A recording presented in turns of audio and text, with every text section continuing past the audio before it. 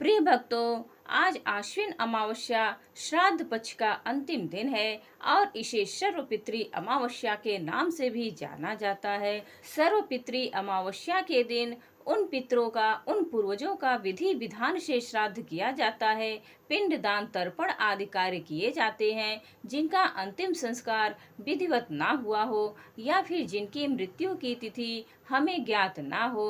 और इसके अलावा जो पूरे श्राद्ध पक्ष के दौरान अपने पितरों का तर्पण आदि कार्य न कर पाए हों, उन्हें भी श्राद्ध के अंतिम दिन अपने पितरों के नाम से पिंड दान, दान तिलांजलि जरूर देनी चाहिए। आज की वीडियो में आप सुनेंगे सर्वपितृ अमावस्या की व्रत कथा। श्राद्ध पक्ष में पंचवली भोजन का क्या महत्व है, पहले आप इस बारे में जान लीजिए। गरुड़ पुराण में भी इस बात का जिक्र आया है। कहते हैं कि पंचवली भोजन से पितरों की आत्मा तृप्त हो जाती है, पितृ बहुत प्रसन्न होते हैं और अपने परिवारजनों को आशीर्वाद देते हैं। अगर आप श्राद्ध पक्ष में रोजाना पंचग्रास अर्थात पंचबली निकाल पाए तो बहुत अच्छा है। अगर आप रोज नहीं निकाल सके तो कम से कम जिस दिन आपके घरों में पितरों का श्राद्ध किया जाता है उस दिन जरूर निकालें। अगर आप उस दिन भी निकालना भूल गए तो सर्वपितृ अमावस्या के दिन पंचबली भोजन आप जरूर निकालें। पहला भोग गाय के लिए, इसे गो बलि कहा जाता है। दूसरा कुत्तों के लिए, जिसे कुकर बलि कहते हैं। और तीसरा कौवे के लिए भोजन निकाला जाता है, जिसे काक बलि कहा जाता है। चौथा देवताओं के लिए निकाला जाता है, जिसे देव बलि कहते हैं। देव बलि के समय देवग्रास को जल में प्रवाहित कर दिया जाता है। और पांचवा चींटियों के लिए निकाला जाता है। सर्वपितृ अमावस्या पितरों के लिए मोक्षदायिनी अमावस्या मानी जाती है। हिंदू पंचांग के अनुसार आश्विन मास की अमावस्या तिथि को सर्वपितृ अमावस्या के नाम से जाना जाता है। श्राद्ध कर्म में, पिंड दान कर्म में सर्वपितृ अमावस्या तिथि का बड़ा ही महत्व है। शास्त्रों में यह तिथि सर्वपितृ श्राद्ध के नाम से भी जानी जाती है। श्राद्ध या पितृपक्ष के दौरान मान्यता है कि हमारे पूर्वज धरती पर आते हैं, इसलिए पितृपक्ष में तर्पण और श्राद्ध के साथ ही दान करने का विधान भी बताया गया है। मान्यता है कि ऐसा करने से पितृ प्रसन्न होते हैं और अपने परिवारजनों को भरपूर आशीर्वाद प्रदान करते हैं, क्योंकि सर्वपितृ अमावस्या श्राद्ध पक्ष का अंतिम दिन होता है।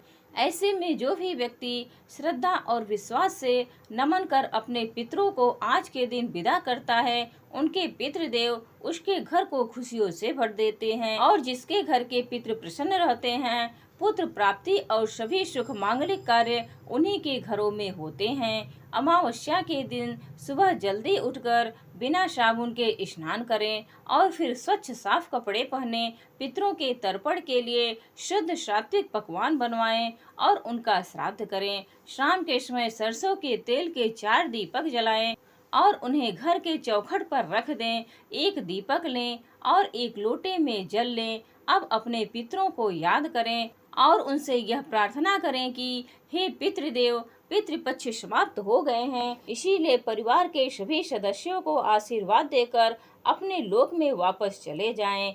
ऐसा करने के बाद जल से भरा लोटा और दीपक को लेकर आप पीपल के पेड़ की पूजा करने के लिए जाएं। वहां भगवान विष्णु का और सभी पितृदेवी देवताओं का ध्यान करते हुए पेड़ के नीचे उस दीपक को रख दें। जल चढ़ाते हुए पितरों के आशीर्वाद की कामना करें। पितृ विसर्जन विधि के दौरान या दीप जलाते समय किसी दूसरे से भूल से भी बात नहीं करनी चाहिए। सर्वपितृ अमावस्या की पौराणिक कथा के अनुसार मरीचि के वंशज देवताओं के पितृगण जहाँ निवास करते हैं, वे लोग सोमपथ के नाम से विख्यात है। देवता लोग उन पितरों का ध्यान किया करते हैं। वे यज्ञ परायण पितृगण अग्निश्वात नाम से प्रसिद्ध हैं।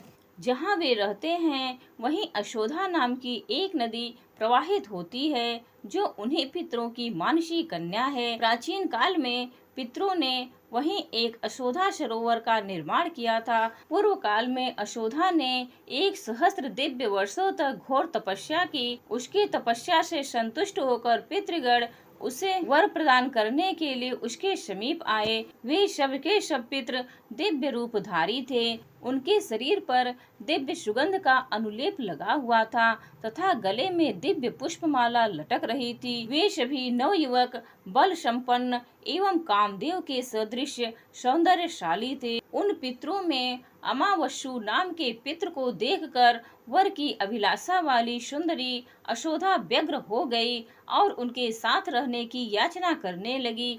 इस मानसिक कदाचार के कारण सुंदरी यशोदा योग से भ्रष्ट हो गई और उसके परिणाम स्वरूप वह स्वर्ग लोक से भूतल पर गिर पड़ी। उसने पहले कभी पृथ्वी का स्पर्श नहीं किया था। जिस तिथि को अमावस्यु ने अशोधा के साथ निवास करने की अनिच्छा प्रकट की, वे तिथि उनके धैर्य के प्रभाव से लोगों द्वारा अमावस्या नाम से प्रसिद्ध हुई। इसी कारण यह तिथि पितरों को परम प्रिय है। इस तिथि में किया हुआ श्राद्ध आदि कार्य अच्छे फलदायक होता है। इस प्रकार तपस्या के नष्ट हो जाने से अशोधा लज्जित हो गई। वे अत्यंत दीन होकर नीचे मुख किए हुए देवपुर में पुनः अपनी प्रसिद्धि के लिए पितरों से प्रार्थना करने लगी। तब रोती हुई उस तपस्विनी को पितरों ने सांत्वना दी। वे महाभाग पितृभावी देव कार्य का विचार कर प्रसन्नता एवं मंगल से परिपूर्ण वाणी द्वारा उसे इस प्रकार बोले।